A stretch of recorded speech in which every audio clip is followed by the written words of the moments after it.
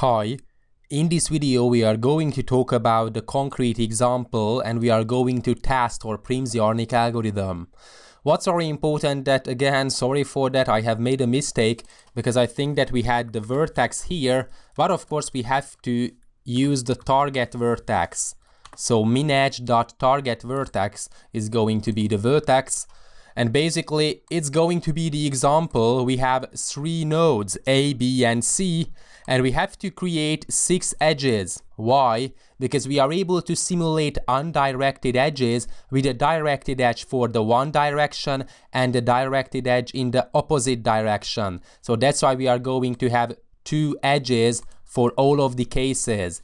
As you can see, for example, that we have an edge with the edge weight 100 from node 1, which is the A, to node 2, which is the B, and we have an edge in the opposite direction, so pointing from B to A. Okay, and why is it good? Because we are able to start from whatever node we prefer. Okay, so let's save it and let's run our application. As you can see that there's a huge edge weight for the node 1, node 3, node 3, node 1 edge, which means that it is the edge between the node A and the node C, so it's not going to be included in the minimum spanning tree. Let's see whether it's true or not. As you can see, the AC is missing. We have the AB and the BC. So we have managed to connect all the nodes with the edge weights as minimum as possible. So we have to exclude the edge with edge weight 1000. Okay, what if we start at a different node? It's going to show the same result, BC and BA. Of course, it is the same. So the BC edge is the same as the CB edge, by the way. For example, as you can see, we have the AB edge here and the BA edge here. It is the same basically. So what if we have, for example, the 10 like this? Then the node 1, node 2, so basically the AB edge is not going to be included.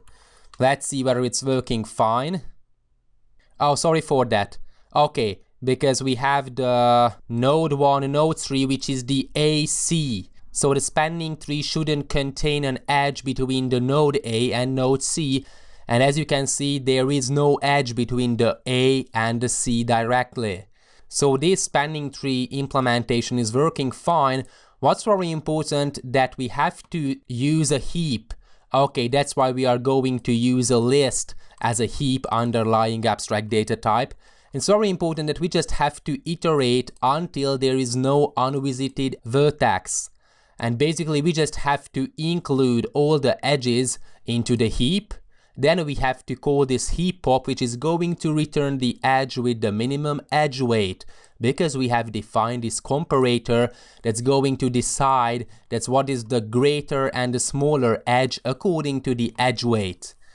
Okay, so that's all about Prim's-Yarnik. Thanks for watching.